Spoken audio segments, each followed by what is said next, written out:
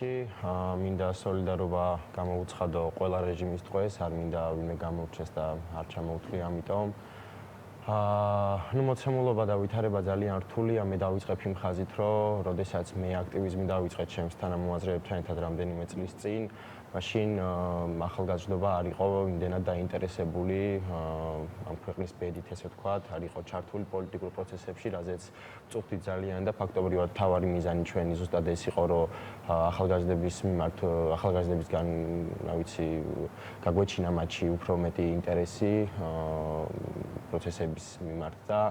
საბედნიეროდ მიახლოებით 2 წლის წინ დავინახეთ ის, რომ დაიბადა ახალი ქართული საზოგადოება და ამ ბოლო 2 წლის განმავლობაში მართლა სასტიკი წერან კადრებიც იყო გაშვებული, სასტიკი რაღაცეების გადატანა მოგვიწია. მე ჩემს მეგობრებთან ერთად რა ვიცი, მე მგონი ყველა დარბევაზე ვარ ნამყოფი და საკუთარ თავზე მაქვს გამოცდილი ის საშინელება, რაც ხდებოდა და დღესაც რო ვუყურებ ამ კადრებს, რა ვიცი, წარმოუდგენელი ამბავია მართლა და რა ვიცი, მე ვთვლი, რომ ბუნებრივია, როდესაც ასეთი პროცესების გადატანის შემდეგ შეიძლება ადამიანებს და განსაკუთრებით ახალგაზრდებს მომენტებში ეწვიოთ ნიჰილიზმი, თუმცა მიმაჩნია, რომ ასეთ მომენტში არის ზუსტად ყველაზე მნიშვნელოვანი. რა იმაგი ნიჰილი?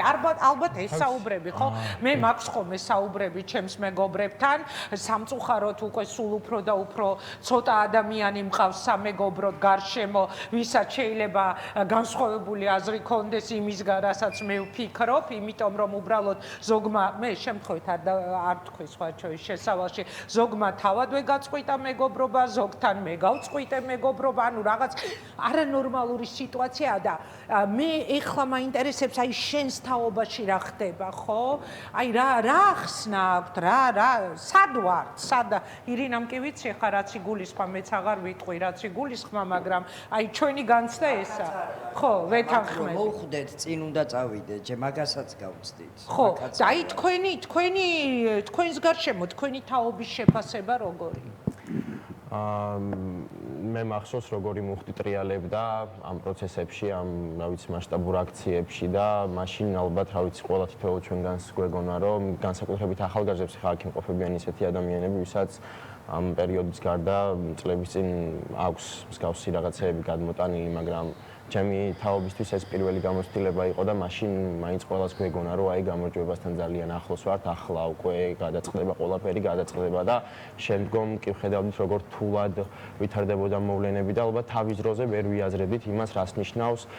ბიძინა ივანიშვილის და ქართული ოცნების მიერ ჩამოყალიბებული 12 წლიანი ბინძური სისტემა და რეჟიმი და ის რომ დღეს თუნდაც ნიჰილიზმში არის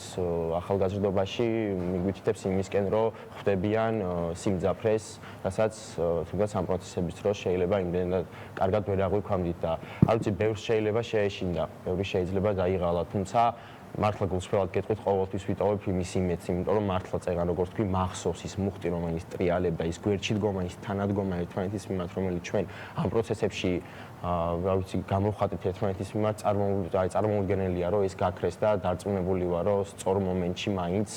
ისევე საზოგადოება გაერთიანდება და დადგება ისევ